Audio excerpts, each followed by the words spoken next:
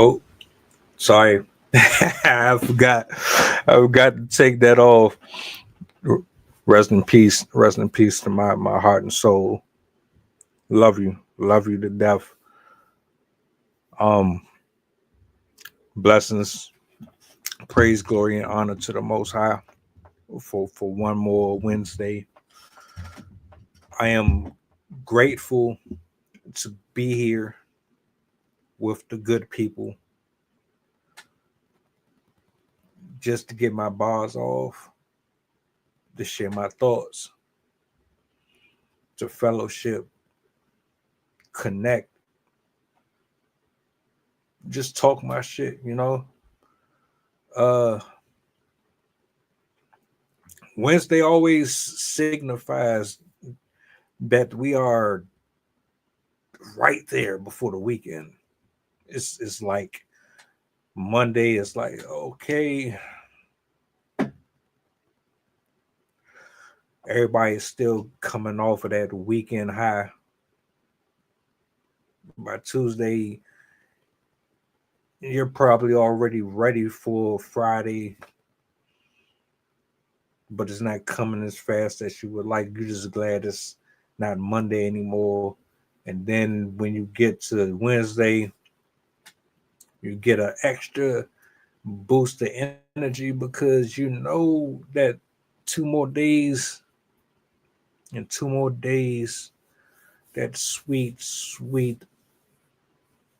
weekend is right around the corner where you ain't got to worry about drama and you got to worry about the headaches and all of the crap that you just get to relax, rest, do whatever the hell you want to do without even stressing over nothing, responsibilities, all that is just, you save that for Sunday going into the next day. So honestly, I'm just glad to be here right now in the moment, embracing right now.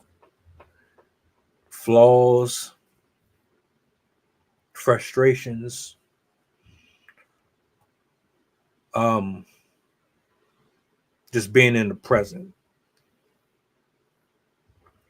I'm at an age where I don't want to take anything for granted anymore. No matter how small or how little or how huge, you know, the circumstances might be. I challenge myself every single day to be more inclusive of the moments that are presented to me. Oh, how could I? Ooh, sorry. How did I leave that out?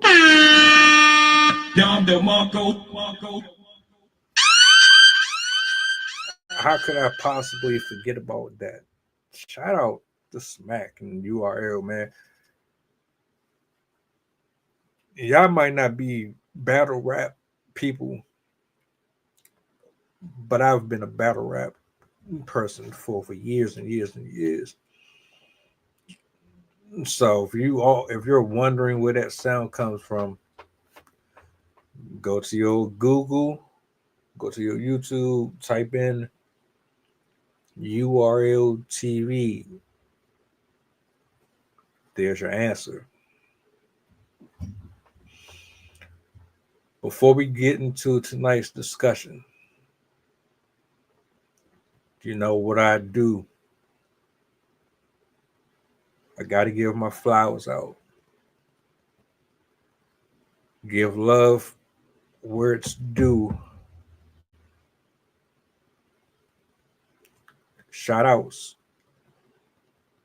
to my poets, my writers, singers, content creators, authors, wherever you are, come here. Come here, a little closer, a little closer, a little closer. Thank you. Salutes to you. I admire you.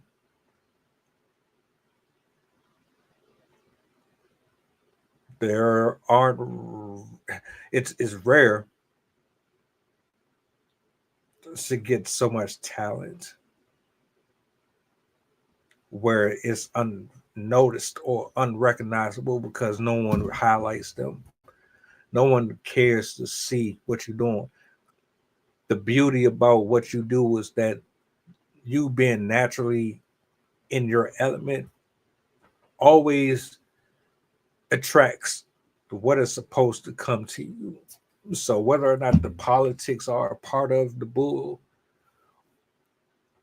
or not, you just doing what you do on a consistent basis when no one is showing that they notice, but they're watching secretly, and you still manage to get just the right amount of people to pull up and say that's hella good. I need to see more of this. I request more. What you're displaying here to me is absolutely breathtaking. Prevailing over adversity, over self-doubt, commendable. I 1000% salute you in all of your endeavors. Continue to do what you do. I owe you an apology. I owe y'all an apology. I haven't done my Crypto Creed Paranormal. I'm going to drop it either tonight or tomorrow. It will be posted. I love Crypto Creed Paranormal.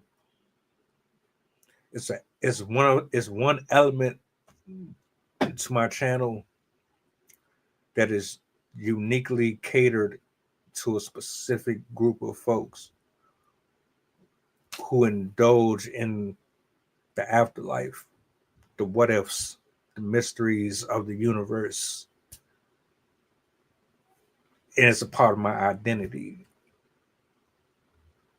because my hobbies and my interests are represented here through various projects. So tonight or tomorrow, you will get a Cryptic Creed Paranormal. Now, I haven't done a one-on-one in a while with anybody, which I want to get back to doing, and I will at some point. I'm just trying to figure out how I'm gonna get back in the swing of things. Friday, the virtual open mic returns. Be on the lookout for that. I miss doing my spoken word. So this is going to be a goodie. I got one of my partners pulling back up. I'm gonna try my best to get y'all some dope poets. Stay on the lookout. But this Friday, 8 p.m. Eastern, closing out the week with some good spoken. I'm looking forward to it. That's for a later date. I want to talk about some stuff here.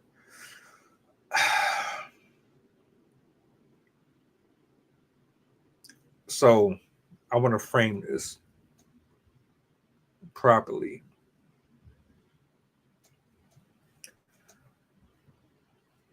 So I got a phone call earlier today, and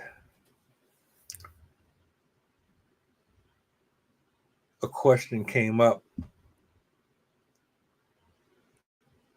but the question, it turned into an argument and a back and forth between three parties about lusting and attraction.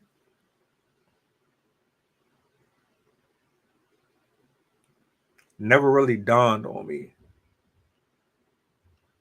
I mean, I've thought about it, but it's like air and water to me. But to other people, clearly from the discussion that I was having, they look at lust and attraction as the same thing. Let me ask you a question. Do you think lust and attraction are the same thing? That's my question to you. Now, I bring this up, right? Because I think we need to distinguish meanings for certain words that get used. I am an advocate for correcting myself when I'm wrong. I'm an advocate for making sure that we aren't being misinformed with information. These two words always get associated with each other for whatever reason. And I want to liberate them. I do not want no one looking at them as the same things because they're not the same things. Lusting is not the same thing as having attraction for something. And I'm going to tell you why.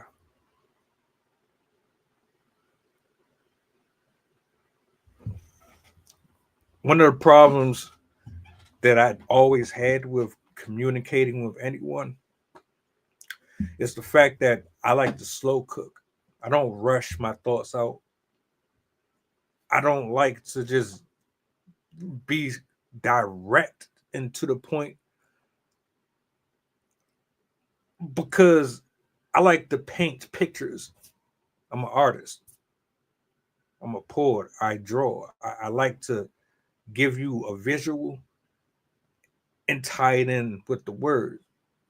Otherwise, for me, if I don't do that, and I don't know about anybody else, but if you can tell me how to do something all you want, but if I don't get a visual of it, you're not going to get very far with me. I need to see it while you're telling me. I need the correlation to connect. Otherwise, you're just wasting your breath. Talk to me, talk to me respectfully, but also understand your audience and understand who you're communicating with. Some people can take direct. Some people require a little more patience and a little more understanding.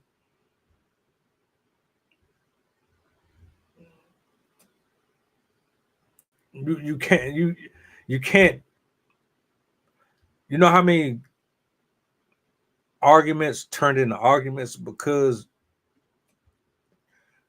let's say one person is a good listener, exceptional.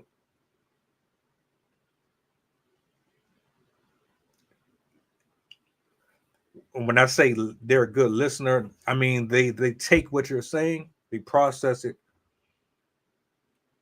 They're not looking through their lens, they're trying to look through yours so that they can understand why you feel how you feel about whatever it is that you're presenting this issue. They try to put themselves in your shoes to understand it so that they can give you the best responses possible. They're not just sitting there listening to you talk just so they can just give you whatever the fuck they got. There's a difference. And then you have folks that just they hear you talking, but they don't really process or understand what you're saying. They want you to rush, hurry up, finish what the hell you saying. Just get to the point. Say whatever it is that you're trying to say. I don't have the discipline or the frame to sit here and say it. Just say it. So they constantly cut you off. They interject every single time that you're speaking. Like here's an example. I'm going to the store one day and I'm looking at someone across the street trying to make a decision whether or not they want to cross or they want to go the other way. As I'm talking to the person that is next to me, they completely shift the conversation. They start talking about something completely different. But I'm still steadily focused on the person that's trying to make the decision to cross the street, and you're interfering with my thought process and what I'm saying out of my mouth, because whatever you got going on doesn't have, that's rude, is disrespectful, is showing me that you're not really in the moment with me, you're somewhere else. And that's what I'm referring to. So when I get to talking about certain things, I need you to be patient. I need you to really hear what I'm saying, because I don't want to lie to you. I don't want to take no one astray either. You know what I'm saying? You do know how easily it is to turn a person off by something that you said.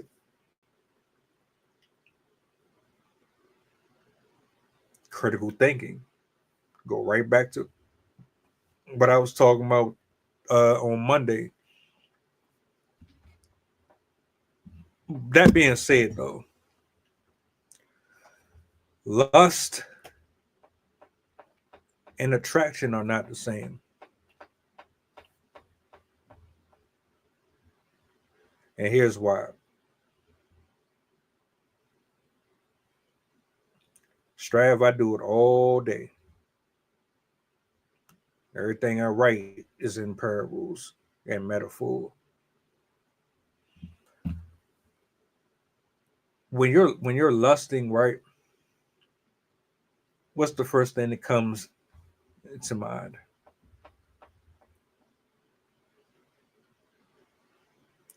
What's the first thing that any human being musters up when it comes to lust? The word lust by itself. What does that represent to you? The first thing that comes to my mind is sex. When you say lust, I'm thinking sex.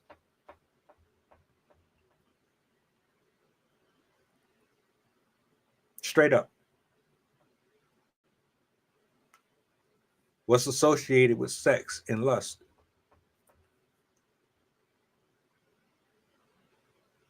The promise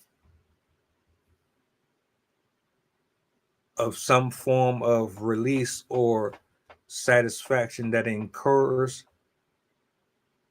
during the interaction between you and whatever it is that you're subjecting your mind and your spirit to.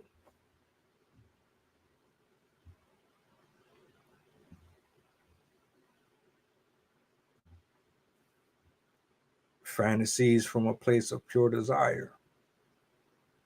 Exactly. I want to go a little deep here, unpeel some layers so we can really distinguish the two.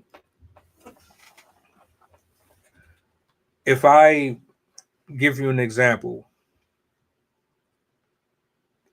let's try to be as transparent as possible with this visual. So here we have my iPhone, right? It's pretty expensive. I don't agree with spending that type of money on anything. This is rent money right here. This could get you a place, cover your car note, your car insurance for the month.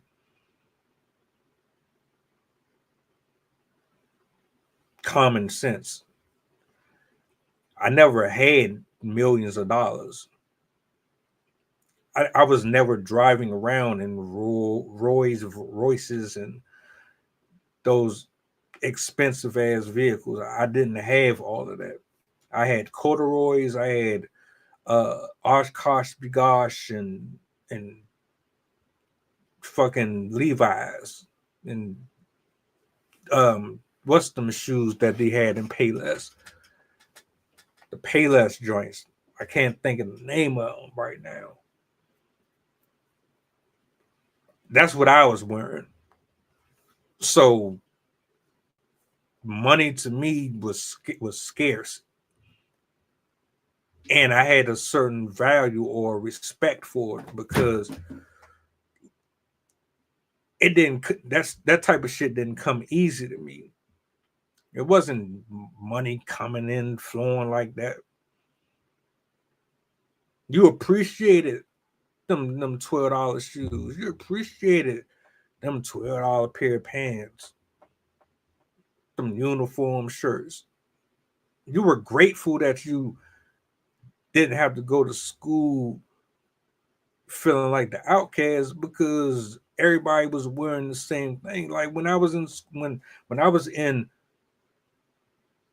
elementary school, we didn't have uniforms after the fifth grade. After the fifth grade, you wore whatever you was gonna wear.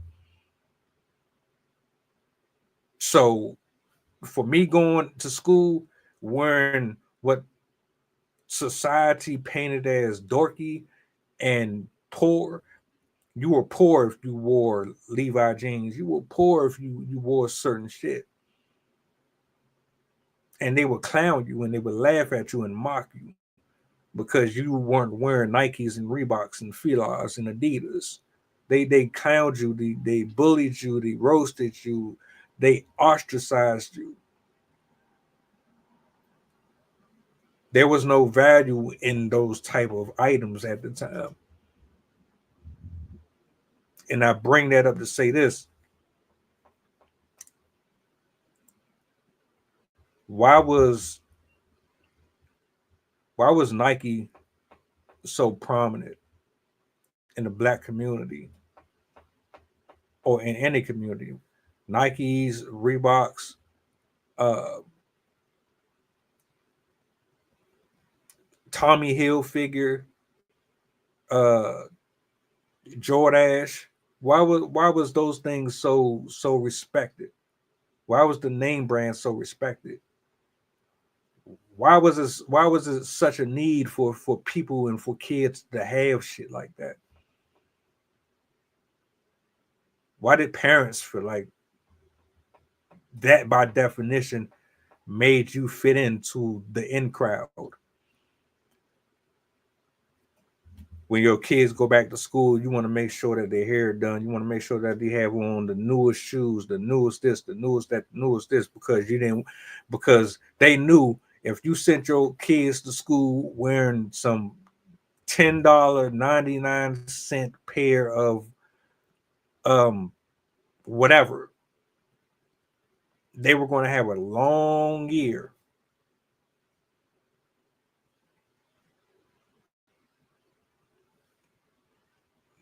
Because the way the world is and how it's been, certain things made you something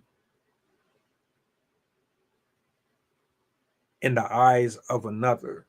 Your value came from the approval of someone saying, "Oh, those are nice. Those are nice. Those look good, man. How much they cost? Where you get them from? Oh man, I wish I had some." And people wanted to be around you just because of how you dressed and how you looked in what you dressed in. You could have been handsome, attractive, cute, whatever. You could have just been a decent looking person with or without, but because of the price tag that came along with it, it made you ugly. It made you a dork. It made you a nerd. There's different levels of lusting. Lusting to me is that fantasy, that desire. There's this I have to have it. You don't know why you have to have it. You see it, other people see it, you see other people seeing it, and somehow it makes it more appealing to you.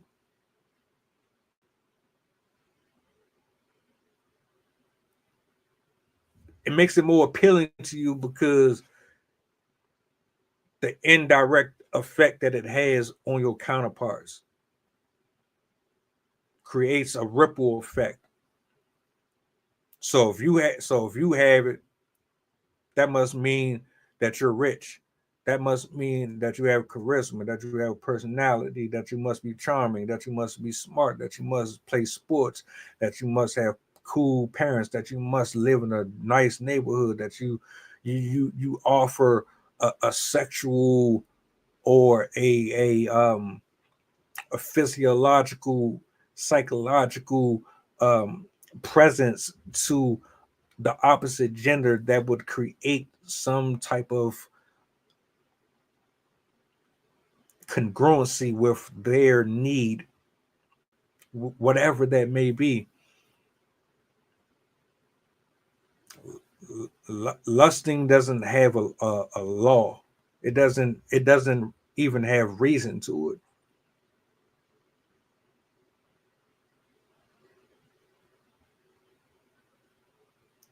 I had FUBU too, bro. That trend didn't last long at all.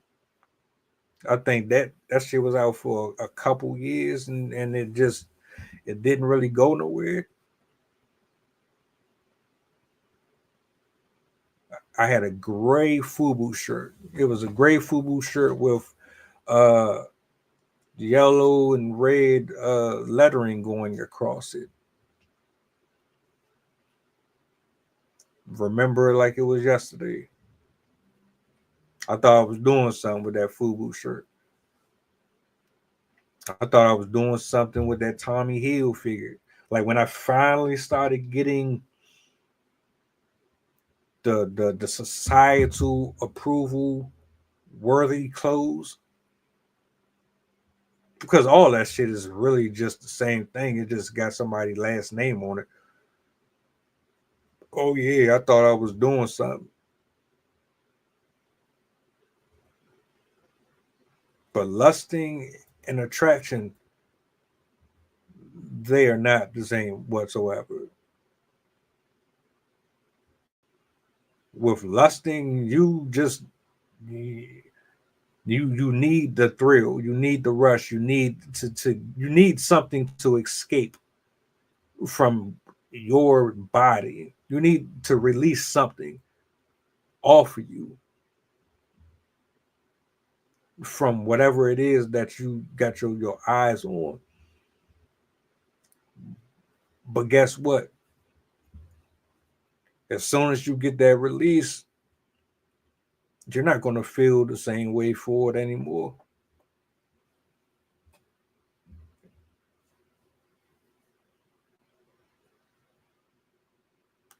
It turns into something greedy.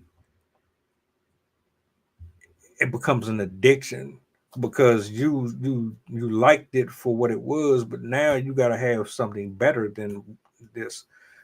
You got the latest phone until the next one come out. Now you got to have the next one. And then eventually you're going to want the next one, and then you're going to want the next one.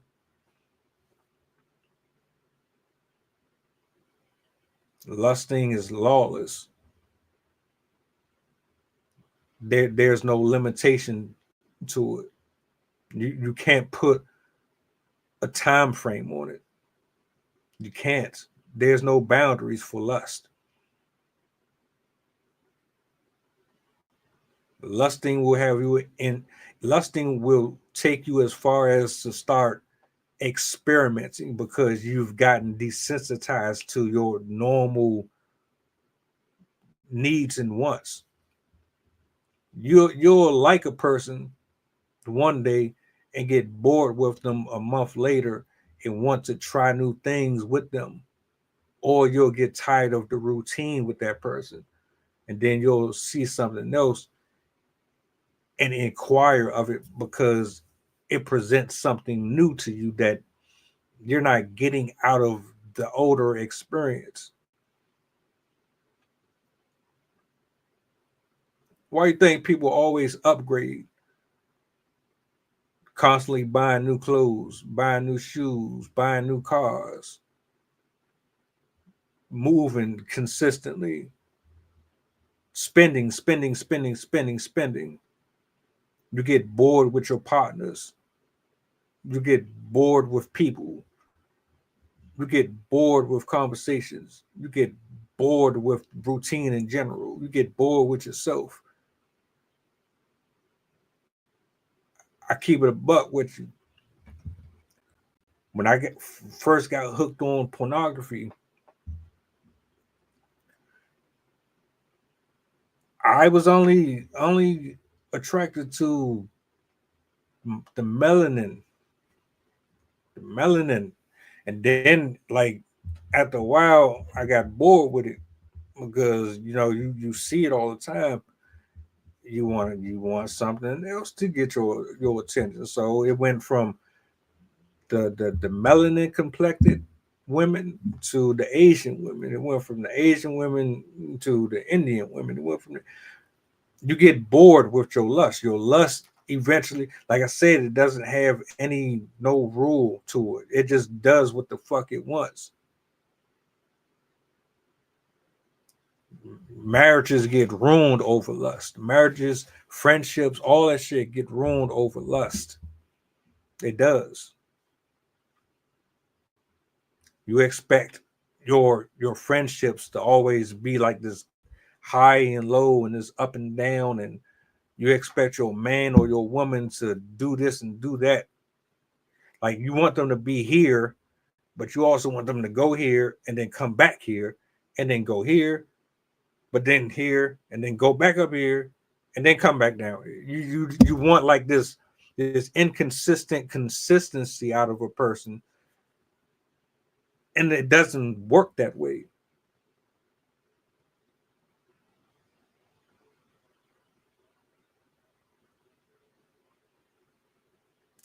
But we mistake attraction with lust. We mistake neutrality or compatibility with a quick release. We need to feel good about the person that is lusting or looking at us with such admiration. Oh, you're so sexy. You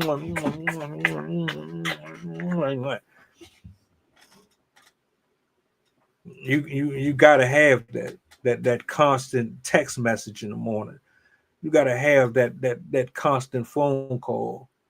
You gotta have them in your inbox, yearning for your attention. You don't even like these people, but you lust after the attention that you get from it. Eventually, you get bored. Then you got to find other ways to get that high and that.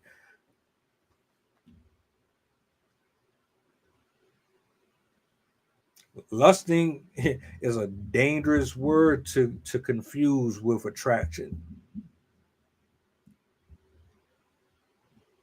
You get yourself in a lot of trouble doing that. And I had when I was just listening to this back and forth, because clearly to them I didn't know what I was talking about at all. I've already done this before. I've been in these shoes already. When you're attracted to a person,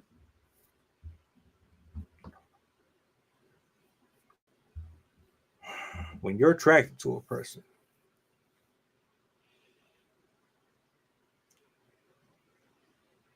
you don't look at them undressing them. You're not removing their clothes with your eyes.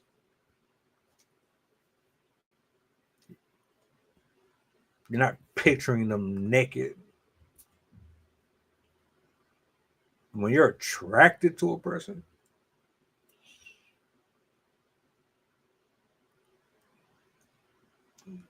your admiration for them, it goes beyond what's underneath their clothes.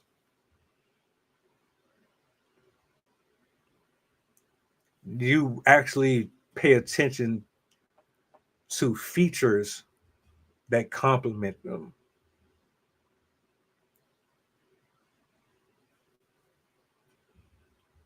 You pay attention to certain things about them that give or gives off the impression that they could acquiesce a part of your lifestyle based on how their personality is initially off of the surface level. You're not looking at them like in 2 to 3 dates I'm gonna have them naked. You're not looking at them that way. You're more tentative to what the possibilities could be if you actually had an actual conversation with them. You want to see, like I give you an example. The first thing that I'm thinking is, I wonder what kind of human being this is.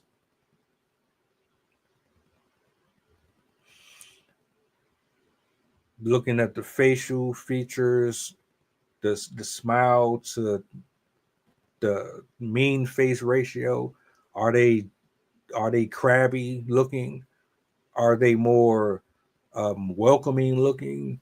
Do they give off this pure innocent continence, or are they giving off more or less this demonic, I'm operating from a place of oppression type of energy?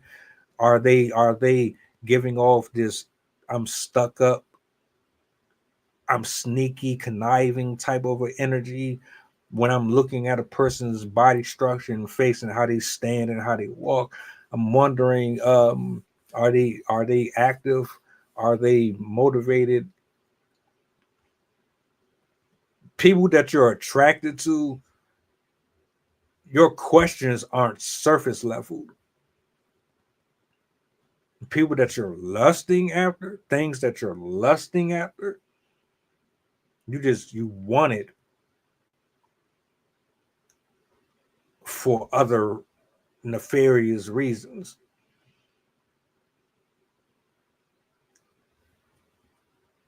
For whatever reason, we conflate the two, and we connect them as if one is symmetrical to the other. It's not. It's asymmetrical. It's quite the opposite.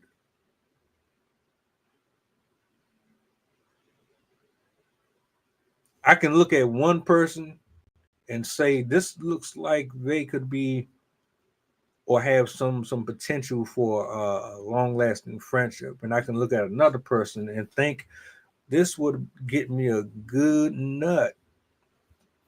She probably can suck the skin off of.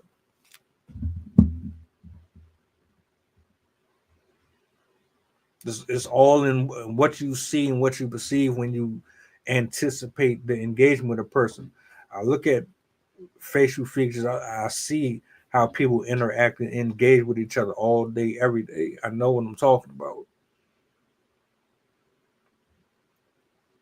Some people only look at you for one night, one day, 1 week. They don't see no value in you for real. The only value that they see in you or in that object is what it can give to them for that moment. But afterwards, in the long run, I don't think a lot of people plan that far ahead with folks that they lust with.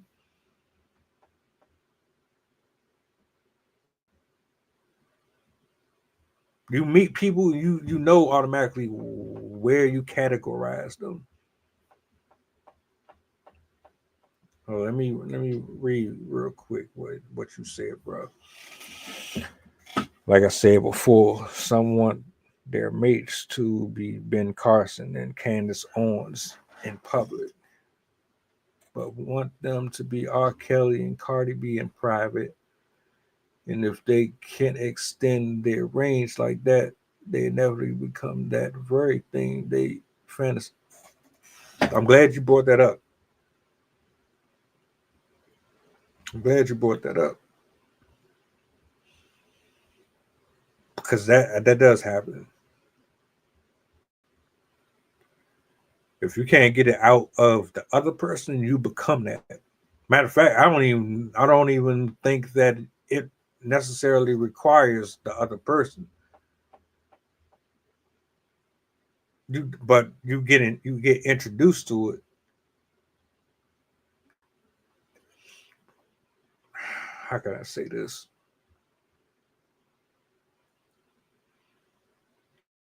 If you don't know the difference between lusting and attraction, this is what's going to happen, right? Just like you said, and I want to add on to that real quick.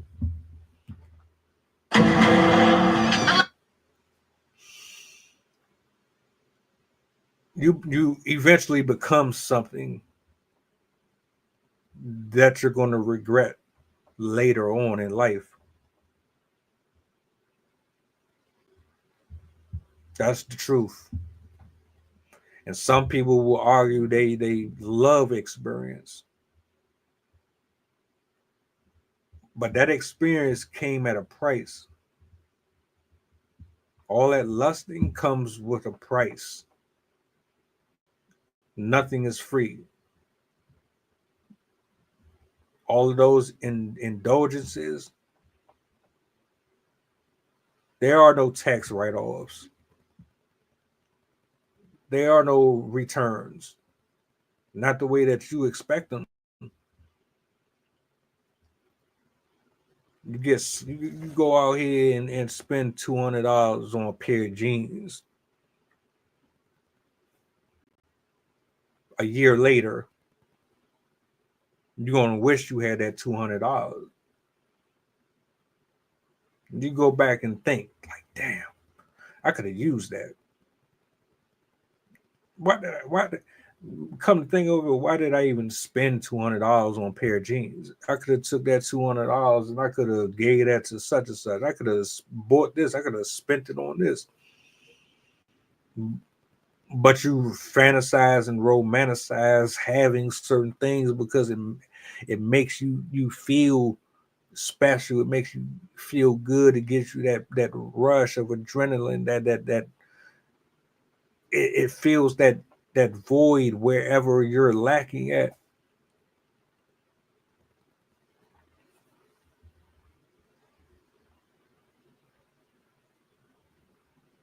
That's a fact, bro.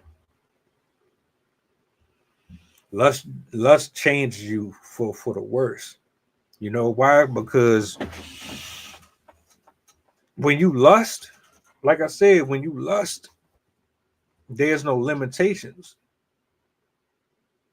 So imagine, because I like to believe that most of us up here are over the age of 20 and probably over the age of 30. I'm certain of it. You've experimented. You've done things that you're never going to share on the internet. You've done so much already that anything that's normal, anything that is like right like this, you ain't gonna know what to do with it.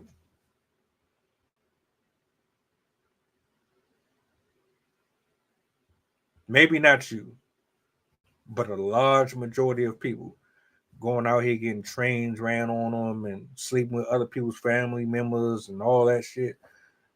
They ain't gonna understand what normalcy is. Most women and men now think being normal is boring.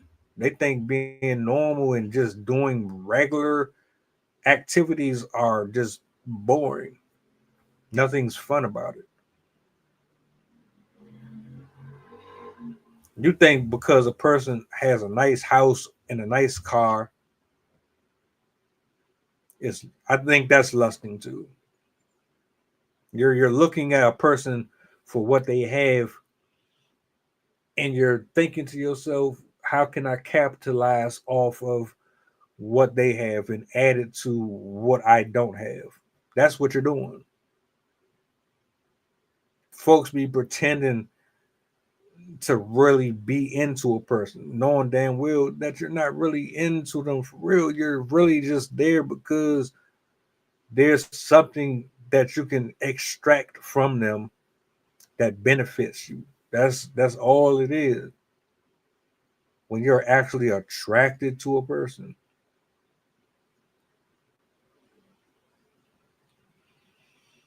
you're not worried about that stuff. You're not worried about how much they make.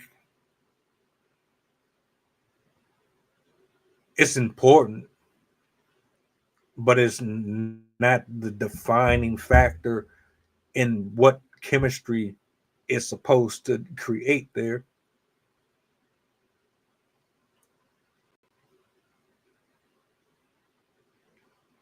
Real chemistry has nothing to do with a person's lifestyle in terms of their finances. Chemistry is more spiritually, biologically interconnected. You can't have that without the other. All of the superficial shit that you try to enclose with this, it's like putting oil and water in the same pan and expecting it to create one single molecule. It's not going to happen. I don't care how much you try to stir it, blend it, it's impossible. Scientifically, it's impossible. Spiritually, it is damn near just double that. It's even worse when you're spiritually trying to connect something superficial with something spiritual. How does that work?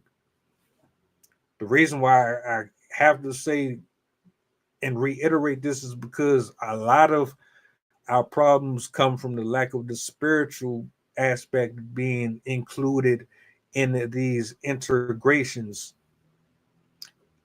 Spirituality is one of the key components in telling and defining whether or not the person is for you or not for you. Because of us, let me tell you, if a person is not spiritually operating at the place that they should be, then guess what's going to happen? They are bringing extra weight to you that is going to be detrimental to your growth and to the things that you lay your hands on. So if the other person is still lusting and still of the world, they're going to bring things of the world into the relationship. So while you're on this spiritual journey trying to be a better man or a woman, and you're trying to read the word and you're trying to keep God in your life, and you're trying to have that connection, and you're trying to just stay solid and stay focused, the other person on the outside looking in is going to be coming to you with baggage, with drama, with headaches, with heartache, with things they never healed from. They're going to be superficial. They're going to be superfluous. They're going to be egomaniacal. They're going to be sociopathic. They're not going to have the ability to listen to anything. They're not going to be able to be led. You can't tell them nothing. You can't have a conversation with them. Lust screws people up so much in the head.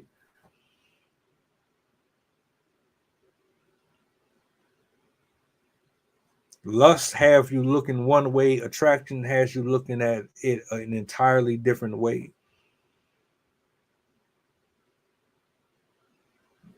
Example. Took these off, right? So I don't need to wear glasses. I don't have a prescription or nothing like that. I'm not blind enough. I don't, I like these for the aesthetics.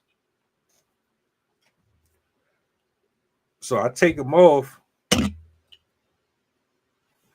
You see one version of me. I'm voguing. I don't have the music. I put them back on. What do you see? So you got this version of me, and then you got this version of me. Which one would you prefer? Which one are you looking at? That's how it is with lusting and attraction. Two opposites that resemble each other but don't complement each other at all. If you really peeled back all of the layers, you would know what I'm talking about.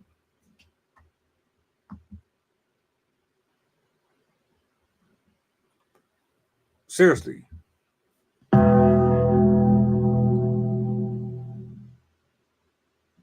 You ever talk to someone that was super attractive? You just had to have them. Or you wanted them more than you would normally want somebody. And then as soon as they opened their mouth, it was just like trash getting picked up on Tuesday or on Thursday or whenever they come and pick up yours. Then you have a regular conversation with somebody who dropped 3 to 4 points below the appearance level of the other person, and they're more pleasant. You can actually get along with them. You can stand being around them for longer than 5-10 minutes. They're not insufferable.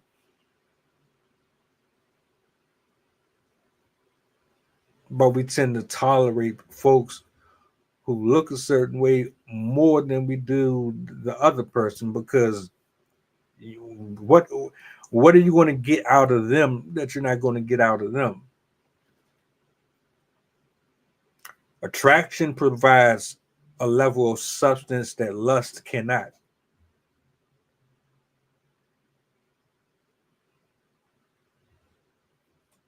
Attraction brings you more security within the realm of your engagement than lusting does because you don't know where you're going to stop with it.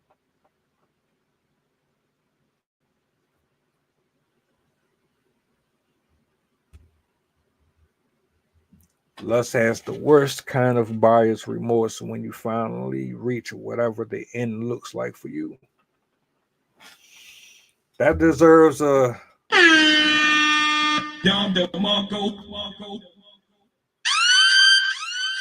yes, bro. Yeah. In the grand scheme, when it's all said and done, you look in that mirror, and you go into your phone, and you pull up them pictures that you and them videos that you were recording that nobody see but you. And then you go out into the general public and you around average people. Do you feel like yourself? Do you feel like a winner? Do you feel like a normal person? I don't know. I like I said, that shit does a doozy on your spirit, man. It does. You think experimenting with people and giving it away and receiving every single level of admiration, and you think that having all of these lustful eyes on you is a compliment? Do you think that is balancing out your soul? That is putting you on even keel with the trajectory of your own life's path? It's not, because you got to get creative. Eventually, you're going to have to get creative. You're going to have to start doing other things that you're sacrificing yourself essentially.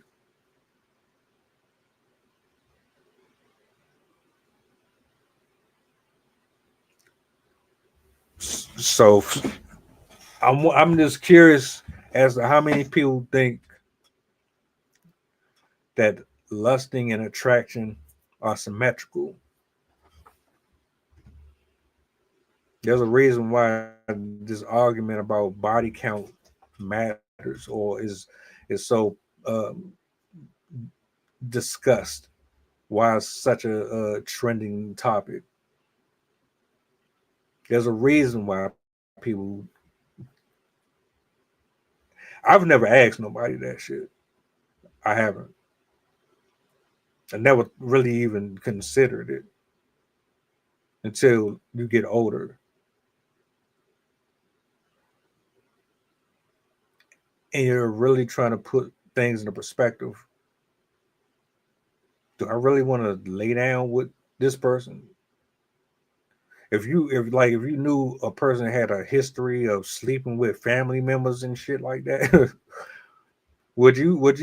But that so let me ask you this: if someone that you met, they were beautiful, handsome, they just did it for you. You date, you go out 5 to 7 times, right? So by the fifth or seventh time, your conversations have matured a lot. I would like to believe, and they confess to you that they, out of revenge or out of spite, would do certain things to their exes. Their exes hurt them, so what they would do is they slept with one of their family members or one of their friends out of spite or out of revenge. But that was before you.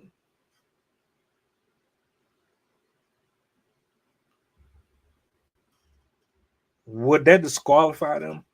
I mean, you've already done been out with them 5, 6 times. Would that matter to you? That's their past, right? Why would that have anything to do with you? They were lusting. Call it what you want. The only way, uh, first of all, I can't see somebody just sleeping with somebody's family member and you ain't have no attraction to them, or you just didn't feel something tingly on the inside that wanted them even before you had to fall out with your spouse. There's absolutely no way you want to convince me that. Anytime someone chooses to step outside of the relationship, it's because they had the desire to do it.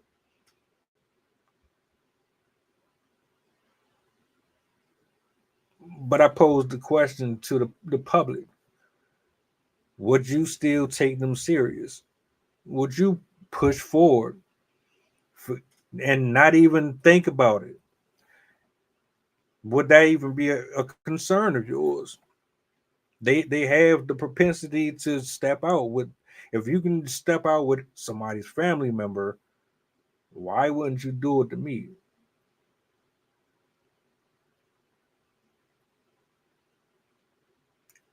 I know that's a radical, loaded question. I know it is. But I asked for a reason. Because, like I said, attraction, it comes with prerequisites. With attraction, here, you're not here, and then you're not here, and then you're not here, and then you're not here. You're right there. You're looking for the potential. You're locking in, trying to determine whether or not this is worth it or not.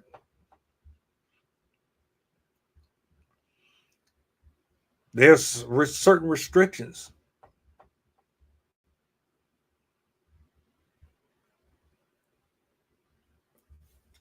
I'm sorry, I disagree. I do not believe they are the same whatsoever. You cannot convince me that attraction and lusting is the same.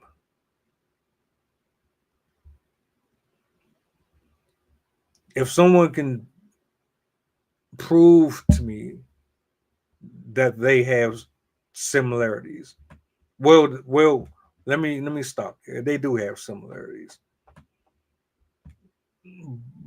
but they are not the same. They are not identical, not at all. The reason why people think attraction and lusting are the same thing is because you're looking at it from a sense of, well, this person looks pretty. They're healthy. They are well built. They are well structured physically, aesthetically. I like what I see.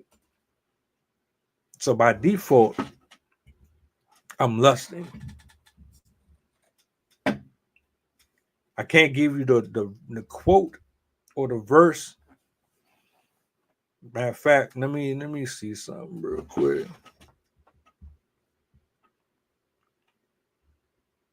Let me see. So let me read these comments real quick. I'm gonna pull this up real quick. I want to give some facts out. Um, because that makes me think if you and I have a disagreement, you're going to go sleep with the neighbor or his son just because we could. There's people who do silly shit like that, bro. There are people who will literally do that, and then it's your fault that they did what they did. No, the fuck it isn't. No, it's not. What are you talking about? Cut it out. You did what you did because that's in you. It's been there. A person who lusts over anything, that's been there. That was there before me. I ain't got nothing to do with that. Someone introduced you to it. You never figured out where it came from or came to a point to where you understood that you have it. You might not even think you have it. But your actions tell you exactly what it is. Which goes into this part right here.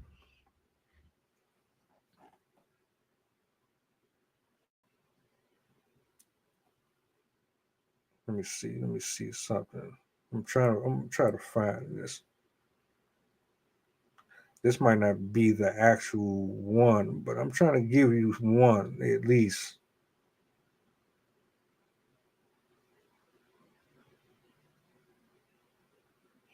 All right, I got one for you. I got one for you. Matter of fact, I'm gonna give you two. I'm gonna give you two.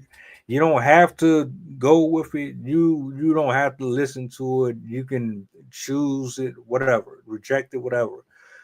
This is from James. I'm gonna give you three. James 1:14, James 1:15, and then I'm going to give you Matthew 5:28. This this should clear this up. But every James 1:14 says, but every man is tempted. Every man is tempted when he is drawn away of his own lust and enticed. Well, what draws you away? What are you being drawn away from? That's the better question. Because in order to be drawn away, there has to be something there that is there for you, and you leave it for something else. So, what are you being drawn away from? And why did you leave or abandon what it was that was holding you down in the first place? What could possibly cause somebody to walk away? Why would this even be a statement in the first place? The other one, James 1:15, then when lust hath conceived, it bringeth forth sin, and sin, when it is finished, bringeth forth death. Well, what are we really saying here?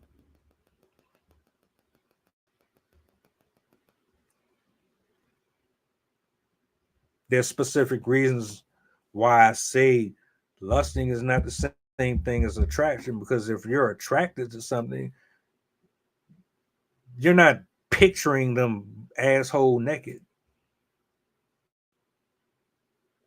You just happen to see somebody that you think is pretty or whatever. You're interested, you're intrigued by who they are. You're studying them beyond the surface level stuff. Lusting lusting starts up here and in here. You can hide, you can play peekaboo all you want,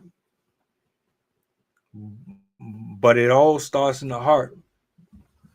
Whatever it is that's in your heart about whatever it is, that's what you bring to life. That's what you idolize. You turn it into something that you worship.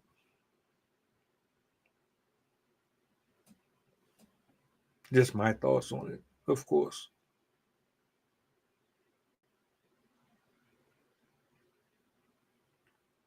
Let me go a little further with this since I'm here, and I'm gonna use this. I'm gonna use this to close out tonight's podcast. Lust is a temptation and an evil that overcomes many of us in the modern world. Lust seeks to use others for our own gratification without any love or respect.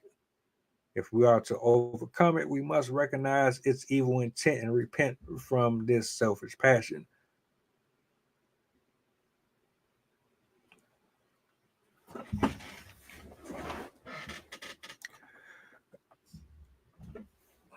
I don't know what to say. agree, disagree. I mean, I'm always open for discussions. But anytime that I looked at a woman and it was I'm I'm aroused in any type of way, it never bode well, ever.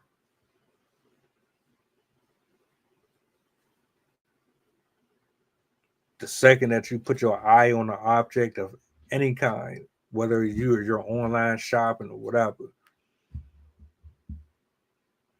it's a wrap. You end up buying it or you end up indulging in it, whatever it is. Basic attraction can be pure, doesn't have to be on any intimate or romantic stuff. You can be drawn to authentic character or presentation, knowing their presence and existence can bring value to your life. Thus, simply fantasize the presentation and wants to act it out without assessing the integrity and value.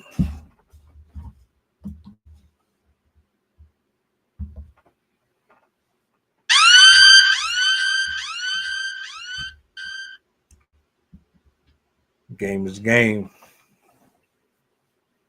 Real spill, bro. Real spill. Thank you for chiming in with your thoughts. I hope this cleared some stuff up. At least uh now is really not the time to be confused or to misinterpret what something is and what it stands for. Discernment right now is important.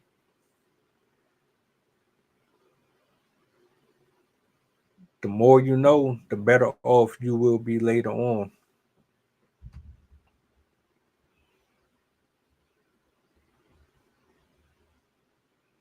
And I want to say thank you to everyone in attendance. I appreciate you for watching, for hanging out with us. Appreciate the love and support. We will be back tomorrow. Make sure you tune in. It's all love over here. Be safe on the road. Like, share, subscribe to the channel if you're not. This is Assembly of Excellence saying good night.